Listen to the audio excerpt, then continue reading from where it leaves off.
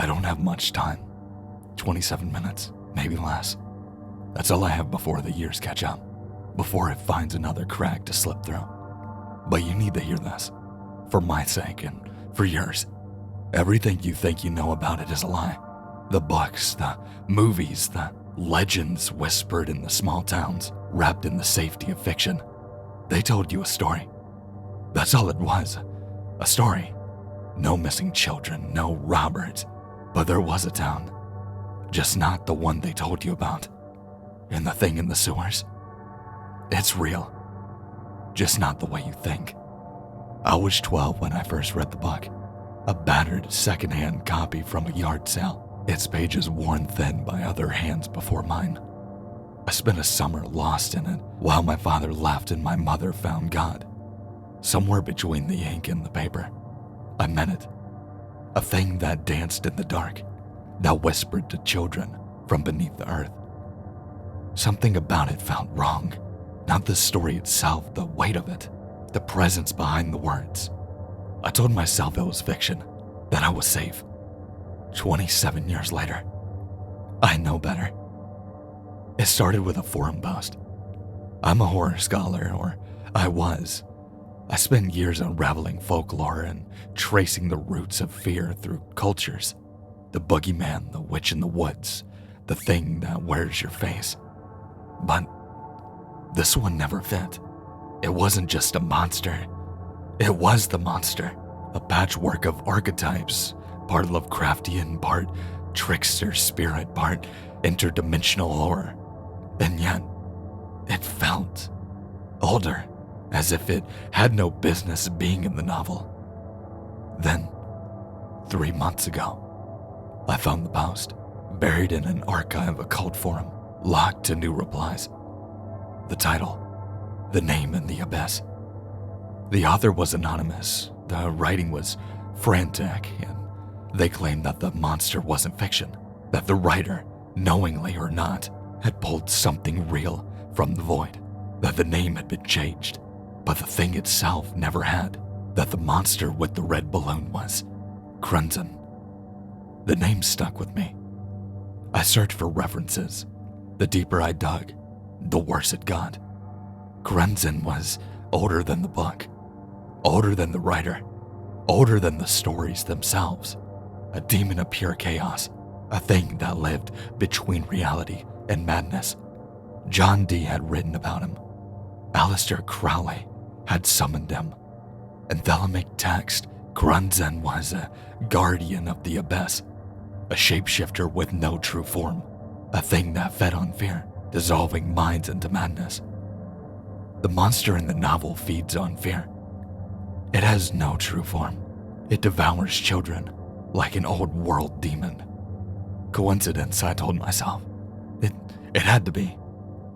Then I found the black book, a scanned PDF, an early draft discarded before publication. I don't know where it came from. I don't know who uploaded it. Inside, the names were different. Not minor edits, entire rewrites. Whole pages where the clown had a very different name. Not Robert, not it, but Grunzen. The losers still fought him, but they never understood what he was. A thing with 1,000 faces, a voice that spoke in contradictions, a shape that shattered the mind. In the sewers, he whispered in languages no human should know. And in the final confrontation, when Bill faced the thing in the void, the book described Grunzen exactly as Crowley had, the guardian of the abyss, the eater of reason, the chaos between realities. I closed the document. My hands were shaking. Then I checked my mail. A new message. No sender, no subject. Just 3 words. Stop digging now. That night I had the first dream. I was in my childhood home. The book was spread around me, gutted, torn, and bleeding ink. Something moved in the dark. Wrong. All sharp angles and too many joints. I couldn't see its face, but I heard it speak. I have always been. I woke up to the taste of copper in my mouth, and after that, reality began to come apart. The second email came the next day. An attachment, a newspaper scan from 1958. The headline, local children claim to see Krunzen in the sewers. Not a clown. Krunzen. The name was there, printed in ink, decades before the novel was even written. An hour later, I tried to find it again. The scan was gone. The thread was gone. Every trace of the name had vanished. Something was watching me. Something was correcting my mistakes. Then the hallucination started. Balloons on my doorstep. A carnival song playing from the radio that wasn't plugged in. My own notes, rewritten in hand that wasn't mine. The same sentence, over and over. The name changes, but the thing remains. The final message came last night. No text, just an audio file. I played it. I swear to you, I shouldn't have. It was a voice, my voice, but wrong, slurred and warped, as if I was speaking from the bottom of a well. And behind it, something else. Something breathing. Something listening. I don't have much time. I leave this as a warning. A final, wretched attempt to keep you from following the same path, from making the same mistake. But as I write these words, a terrible thought settles in my mind, heavy and cold. What if it's already too late?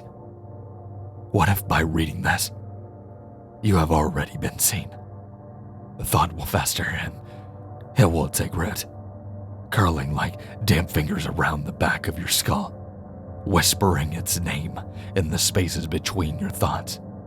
You might try to shake it off, convince yourself it's just a story, just words on the screen. But that's the thing about it. The moment you begin to understand, it understands you. It watches, it waits, and once it sees you, once it knows that you know, I'll never let you go.